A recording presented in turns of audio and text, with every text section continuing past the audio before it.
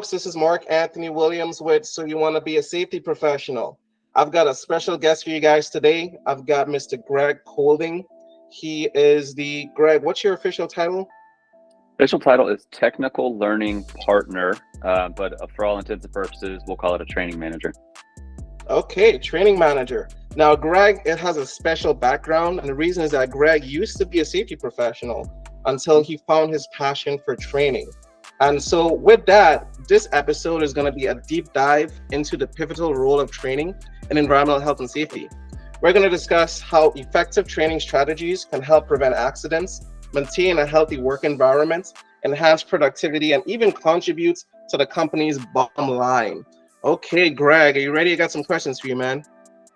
Yep, let's do it. Okay, cool. So, Greg, tell me, how has the delivery of EHS training evolved over the years? Where do you see it heading to in the future? You used to be a safety guy, now you're a training guy. That's your specialty, that's your bread and butter. Can you tell us how important is training to safety management? So, training is paramount, because if you don't know how to be safe or why to be safe, then you just won't be safe. Unless you're just one of those generally safe people, germaphobe, what have you. Most people aren't that. So most people will take a shortcut, and that's just the nature of it. So as far as training delivery goes, some of my experience, again, is with the rail industry. And in the rail industry, a lot of what we did was remote. So we were out, on a rail somewhere in the middle of nowhere trying to repair a car that broke down. OSHA's not out there. Nobody's out there. It's just you and your partner in that rail car. So a lot of things kind of slide. Now you can train to the best of your ability, but when you're out there in a remote area and you need to get up on top of a car to do something, and it's a round tank car and there's nowhere to hook off to, what are you going to do? Car's got to get moving, right? So it's that mentality that we have to finish the job no matter what mentality. I think that is probably the bane of safety cultures all over the place. The only way to get through that, I think, is to train to a high enough standard so that you feel like a fool if you're not safe. Like when you walk in and everybody around you is safe and you go to do something unsafe and the guy stops you, is like, hey, oh, what are you doing? What are you doing? Like, we don't do that over here. Yeah, we like that scene from Black Panther. We don't do that here. Exactly. Yeah, we don't do that here. But what it is now is people specifically, and I'm going to call some people out, maintenance departments all over the place. Yeah, they get away with a lot more, right? True. And not all maintenance departments. We're not trying to call no names, right? We're just saying who was likely to be offended. Correct. Yes. That's historically, that's what I've come across. I've worked in a maintenance department, and I know what I got away with, and I know what I didn't. So, it's that small knit. Do what? So you was a bad boy. Yes. Well, yeah, of course. But I think doing things wrong, kind of like early in your career, helps you understand how to do things right. But not only that, it helps you understand your audience a little bit more, so that you can train specifically to an audience who is prone to wanting to do the wrong thing. Because I used to be that person, so I get that. That's a good point. You've been in their shoes, right? It's almost like you've been rehabilitated. So now you're on the other side of the fence. Exactly. So back to the original. Yeah, that's absolutely fair to say. Yeah. So back to the how has the delivery of safety training evolved over the years from your perspective? So, I've been in this as early as like the late 90s, where there was no safety training, working like construction jobs as a rod buster or concrete reinforcement. What's a rod buster? Up until now. Do what? What's a rod buster? Hold on. What's a rod buster? So rebar? Yeah. So rebar, before you pour the concrete, I used to tote rebar and tie rebar in forms before they pour the concrete when I was late teens, where there was zero safety training whatsoever. Right. So where I am now, which is, safety training is the first thing we talk about in new hire orientation at my company. It's, it's at the forefront. It's all over. It's plastered. It's on the TV screens. It's in people's mouths. Things have changed. Safety culture has changed in the last 20 some odd years. And I think that's a good thing, obviously. Right. I agree with that. I think from day one, setting that culture is very important, right? It's almost like the 5 second rule. You know, what you Mm. do in the first 5 seconds of someone seeing you, meeting you, that kind of determines to some extent, you know, like, hey, what's their first impression? Um, Yeah. where do you see this going next? Where do you see this going in the future? So you know how you've got safety SOPs or safety talks or toolbox talks and things like that. Like that was Yeah. a long time ago. That was about the only safety training we got. You got Okay. showed how to use Wow. fall protection, and you were just expected to use it. You know, again, this was 20 odd years ago, but A long time ago. you know, so now it's a lot different. I mean, we have computerized systems, we have LMS, we have or learning management systems, we have digital training, we have the ability for vendors to come in and do training and show you how to do some of these things. I mean, we have a lot more power than we used to, and I think we have a lot more buying power than we used to. I think safety Hmm. departments and training departments have gotten a bigger slice of the budget in the last Okay. decade or so. And I Mm-hmm. think that allows us to go into the things like gamification that allow people to participate, especially in this day and age, in a way that's more engaging to the culture. That's a fair point. So it's become more convenient Mhm. and easier to engage a wider audience of people instead of having an in-person trainer for every single thing Mhm. and subject matter expert where everything is in their mind, or maybe they have to regurgitate it from a book. Now you have these online platforms with electronic content that you don't need a live person to do an awareness training. And you don't Yeah. even need a live person to assess that person's comprehension of the training. You could do a quiz online after. You could break it down where they just do a multiple choice and they submit the answers, and that information is stored electronically, documenting their attendance, documenting their activity, showing the score that they got. You know, did they pass? Did they fail? Do we need to do it again? Do they truly understand it? We're documenting their comprehension. And I think that is pretty good because now you can quantify training compliance, right? You can see how well trained your people Mhm. are literally in the metrics. Mhm. Is that fair to say? Yeah. You're absolutely right. And you know that it used to be here's the toolbox talk, sign here, you know. And Mm-hmm. you know, I'm not paying attention. I'm drinking my coffee, I'm thinking about what I'm gonna do that day, text, whatever the case may be. And then, oh, I'm done. Okay, I'll sign here.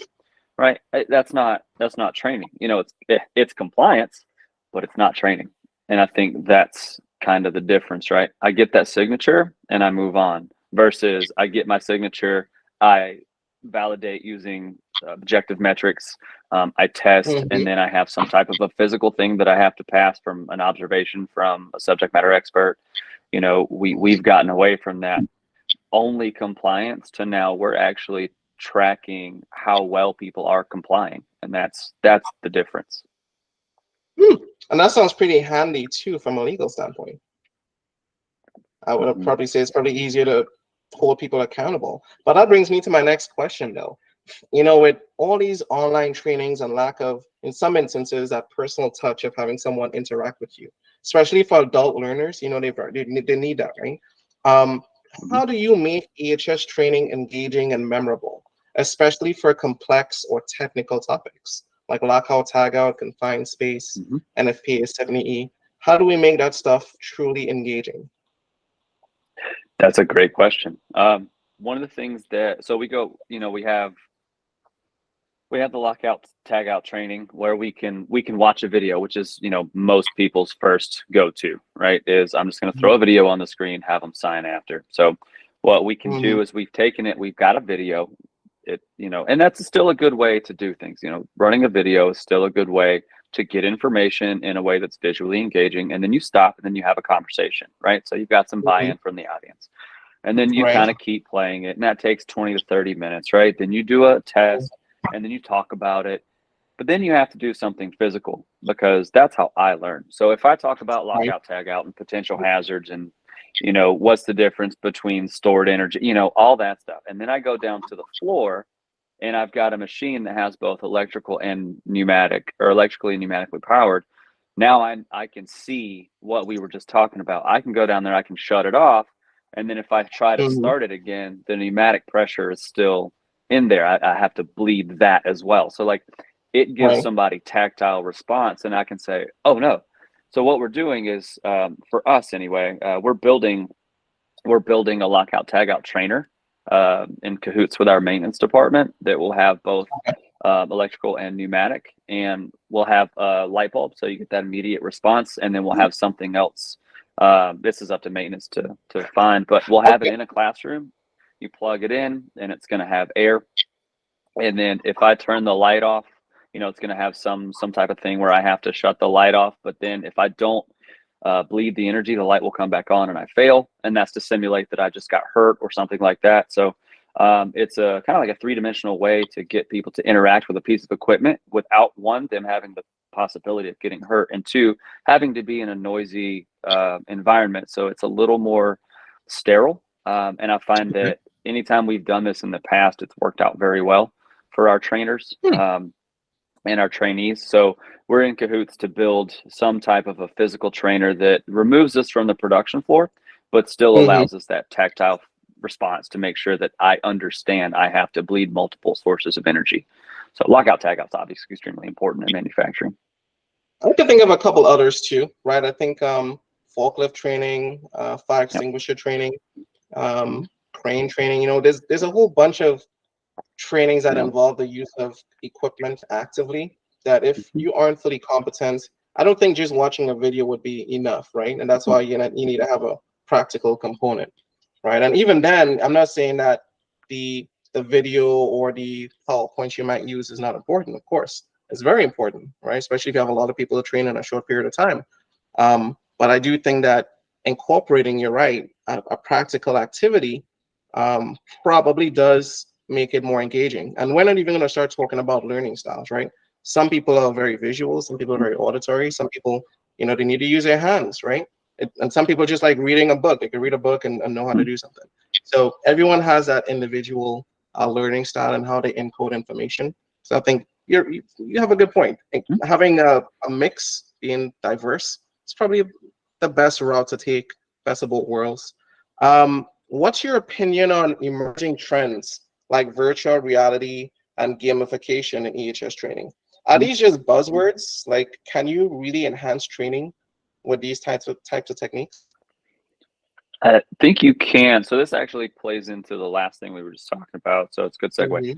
I have that lockout tag out trainer that we're building with maintenance. Let's say that was VR or AR or something. So I just put on a set of goggles instead, and I'm still getting the same thing. So to go back, it's the videos are information, right? But the practical application is understanding.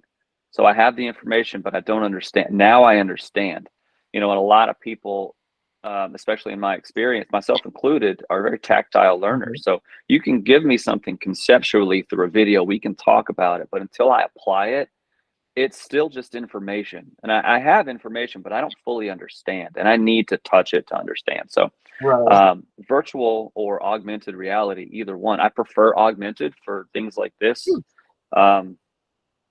But it allows us to do this in a very safe and sterile environment, but I can still fully understand what I'm interacting with and get that the understanding versus the knowledge. So if I have an AR environment and I've got a mission, what's up?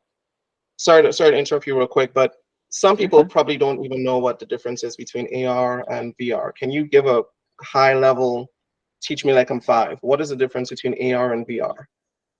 So in my experience, and we've sat through quite a few demonstrations of this with multiple companies who are all bidding, because it's an emerging trend and it's emerging hard. So we've sat through a few of these conversations, but as far as the learner is concerned, the difference between virtual reality and augmented reality is where I am in this room. So I'm actually physically in this room and I can see this room, but the room is augmented virtually in the sense that there is something sitting on the table that actually isn't sitting on the table. Virtual reality is completely virtual in the sense that I am everything I see is in these goggles. So it's not I'm not in reality, but the reality is slightly augmented to include a piece of equipment. With virtual reality, I'm in a completely different space and it's all captured through the goggles or whatever the case may be. So augmented reality for me allows my learner to be in a room that they Mm-hmm. recognize and can see with a Mm-hmm. piece of equipment that doesn't actually exist in there, but that I can take apart. Okay. Okay. That sounds pretty cool. And you think Yeah, this is going to that's be more adapted for training, especially safety training, like forklift, crane, that kind of stuff. Yeah. yeah. I mean, we partner with a technical college nearby, and Mm-hmm. they do a phenomenal job. Now they do virtual reality training, like forklift simulators and things like that. So they'll go through a whole round of forklift Oh, simulation before they ever let anybody on the forklift. And that's to, I think that's got a ton of benefit. They also use it for their EMS drivers so that they can drive an ambulance virtually for hours and hours before they ever set foot in one. And okay. so I think it's a great segue between knowledge and understanding. So there's no harm in me crashing an ambulance in 3D, right? But if Okay. I get out on the road, I could hurt somebody. So it's that good segue between what I know and what I can do. That's smart as hell. Yeah. I hope I see more of that in the future. So my next question here is, Yeah. in what way does EHS training contribute not just to safety, but also to the overall productivity and company performance? Hmm, What are good question. the direct and indirect benefits of safety training? How does it affect quality? How does it affect productivity?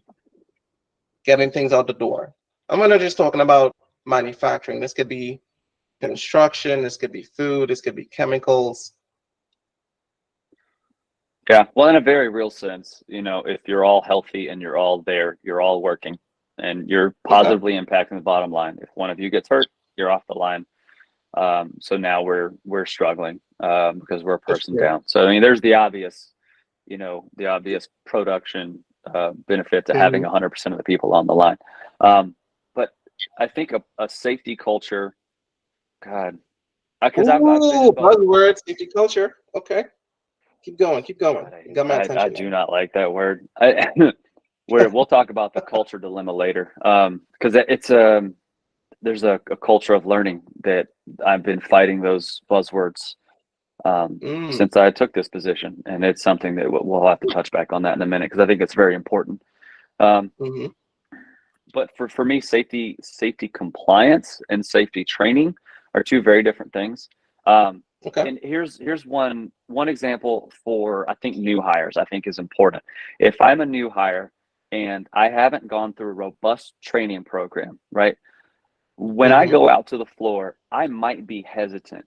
I might be a little hesitant to stick my hand in that near that machine and do what I need.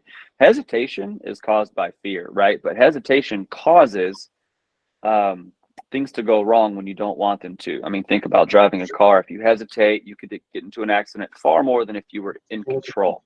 So if Right. we can condition people to the machines, because manufacturing environments, no matter what they are, construction environments, food manufacturing, you could be in a steel plant. Like all of those can be intimidating first time. Hmm. So if I don't have some type of initiation or some process in which people are um, shown their tools before they're expected to use them, then I Right. think we run a very high risk of one, them getting hurt, and two, them not producing at a level that they should be producing. So there has to Um, be a ramp up period where they're allowed to be mhm, exposed to the tools, get familiar, but not mhm. necessarily risk negatively impacting the production line as a exchange of that. Is that Right. what I'm understanding? Okay. Yeah, I think that's really important because I've been in a new, I've been a temp before, and when I'm a temp, Hmm. and we do a lot of hiring through temps all day, every day in so many environments. And we expect them, all right, you're a temp. What's your name? All right, that's what you're doing. Go talk to that person and stick your hands in there. Oh And boy. if I'm a temp, especially a lot of the temps in this area specifically may Hmm. be monolingual and not English. So if I have an English speaking trainer and I'm a little hesitant, if I don't take the time to teach them the tools of the trade, what basic expectations are for safety and production, I'm letting that person down, because now they're going to be hesitant. Now they're going to be scared. They're going to be confused. I'm not helping my person. And then I've got a non-cohesive unit on the production floor. So, there's a gamut of issues that come from not training a person properly before putting them out on the floor. And I think new hires is probably the best place where you can see that. And second, your old heads, the folks that have been there for 30 years. Okay. So on one hand, you have the newbies. Most of their mistakes and potential, I guess, injuries come from lack of experience. I'm not sure what I'm doing. I make a judgment call that probably isn't the best one because I lack experience, right? But on the other hand, I also see where someone might be super experienced, and that gives them a false sense of security because now they become complacent, right? Bingo. They think, oh, I've been doing it for 20 years. I've only looked left while crossing the street for 20 years. I've never been hit by a car. But that doesn't mean that one time when you should have been looking right, you're not about to get smashed and end up in the hospital, right? Exactly. What are you saying? Okay. Yep. So that makes sense. Well, back to the emerging trends, that's kind of where some of this can come into play, because if I've been here for 20 years and I've heard you, the safety guy, give me the same damn speech over and over again, and I don't mix it up, I'm not listening. I'll tell you right now, as a 20-year veteran, I'm not listening. Right? Yeah, I'm texting, I'm playing Candy Crush in a monthly operations review, right? I don't want to hear this. So what I can do though is I can change it up. I can add gamification. I can add AR or VR, whatever works for your industry. I can make it interesting. So the person's like, hey, I've never done that before. Can I try that? Okay. Yeah. And then you can kind of get them to do something they're not used to. And then maybe, just maybe, something will stick. So, it helps for the new hires, but it also helps for the people who maybe have heard the same thing for 20 years, but need to hear it or see it in a different way. So I think it's extremely important on both sides of that spectrum. That's fair. And before I ask you my last question, do you want to go back to the safety culture thing? It sounded like you had a couple reservations about the term. Why is that? I'm just curious here. So safety culture is, how do I put this? Safety culture is a result. It's not an action plan. It's like hope.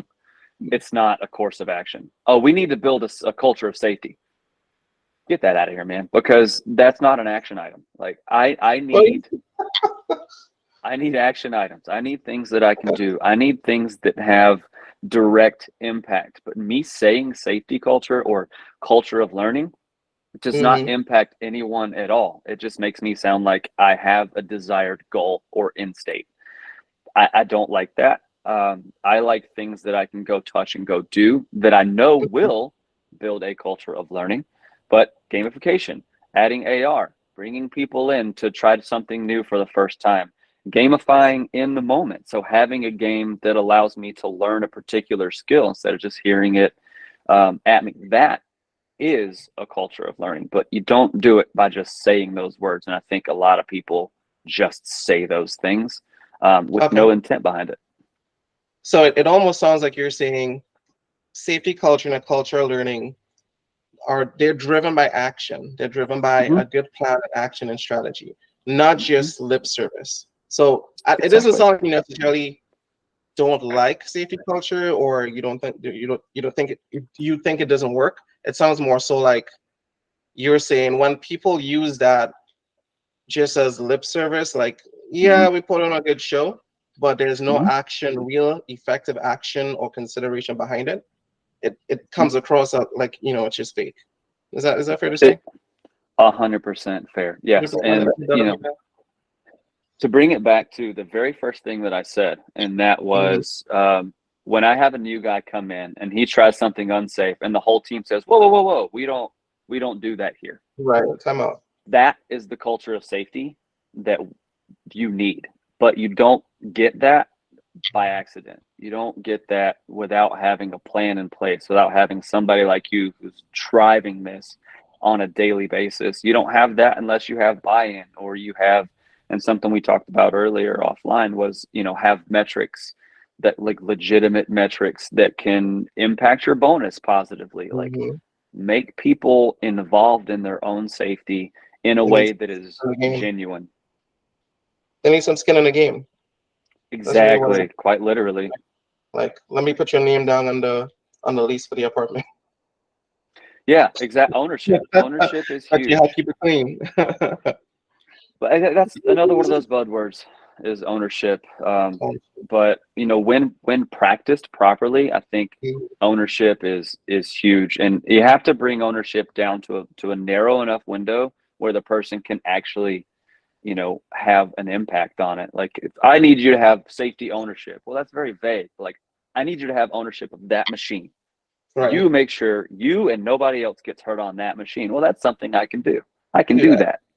It's a Yeah. small enough piece of the pie that I can manage it myself. I don't feel overwhelmed. And that's probably part of setting people up for success, right? Yeah. Part of training is setting the expectations, making sure they understand, making sure they're engaged. It shouldn't just be something that people think they're just doing just because. It should be that there's a certain level of buy-in, there's a certain personal touch, there's a certain interest because they see why it matters. I used to call this whiffing. What's in it for me? And that's not always just, you know, money. Sometimes it's value, and there's a difference between money and value. And I think when you focus on giving people value, and that could be something as simple as teaching them something or making them aware of a hazard that they never really considered before, and they're like, yeah, I never thought about it that way. I just gave him the value of a new perception. But that leads me back to my final question here, right before we wrap up. Are there any hard truths about EHS training that are often overlooked or neglected? Harsh truths about EHS training That we tend to miss. You know, what's the reality here? What are the hard truths that people probably don't realize are necessary for effective EHS training? And you have the best of both worlds. You've been a safety manager, right? You've been a safety manager where you've had to do safety training. And now you're doing training where safety is a priority, right? Because safety, quality, productivity, all those things are combined. All of those things require good training systems, right? So what are the hard truths about safety training? So on two sides of it. So yeah, it's a good question. There are two sides of it, and I think it's a little bit of ownership on both sides. I come back to accountability and ownership a lot because I believe very much in personal accountability. But you are responsible for your own safety, and I know that's said everywhere. It's on the back of every T-shirt. You know, but it's true, and I think it's been sloganized to the point where people just overlook it, and that's not a good thing. But if I'm a trainer, it is my responsibility to make sure that everybody in the room or whatever understands what I'm saying and what we're doing before they walk out of it. If I'm not doing that, I have failed. I have failed my company. I have failed those people. I have got to take that seriously. I cannot just go through the motions. I sat through a training the other day with we'll call it chemical training. It doesn't matter who it was with. And this guy's been doing it for 28 years. Guess how little he cares after 28 years, right? That's not a lot. Very little. He's here to collect his paycheck. He's this close to retirement. He wants to get out the door. And I hate to be, that's a hard truth. You have got to care about the message you're delivering. If you don't, you're in the wrong job. Training matters, right? And you have got to, I'm not going to cuss, but you've got to care about what you're doing. And if you don't, go find something else to do. Okay. So when say if I got 10 people in that room, we're training Lockout Tag Out. If I'm just like, all right, sign here, and then we go down to the floor, and I'm like, oh yeah, you did that wrong, but whatever, you know, it's lunchtime. You know, I've failed me, and I failed that person because they're going to get degloved or something's going to happen, and I can't live with that, right? So taking on that ownership of everybody that you train, if they get hurt doing the thing that you trained them not to do, buddy, that's on you. You've got to own that. Another. On the flip side of that, if you're in that class and you didn't pay attention, the best trainer in the world, even one who really cares, cannot overcome your lackadaisical attitude. Okay. So if you're going to be in that room, you have got to be paying attention. And the problem is neither of those two things are going to happen with the amount of frequency it takes to keep people safe. So what I'm hearing here is successful training leads to changed behavior. Did I just summarize that pretty well? Yeah. Yeah, it Yeah. did. And that's, as you change your perspective, you will change the way that you interact with the environment around you, the people, the machines, the whatever it is. Mhm. If you change your perspective and you understand and respect the piece of equipment that can very easily hurt you, a lot of that is gained through training. It's not automatic. So That's a good point. yeah. Okay. Greg, I really appreciate you coming on and talking to us. You know, Yeah, it bud. sounds like we got a pretty good discussion and understanding of the relationship between safety management, safety training, and training techniques in general. You know, so I really appreciate you taking the time to come on today. It's Father's Day weekend, right? Mm. I hope a lot of Yeah. people have some good stuff planned. You know, and this is part of why we work safe, right? So people can go home to their families, go home to their kids for, you know, holidays like this. I already got my mug, you know. My Did kid you? gave me a cute little mug here. It's got his Oh my name, God. and it says Dad and AJ, and he's got a little fist, and I've got a big fist, and That's you know, adorable. I'm pumping here. Yeah, love it. I'm using it for my Oh my energy. God. Okay. That's so cute. So, thank you, folks, for turning in. We appreciate you guys watching today. We'll have another episode out soon. Stay tuned.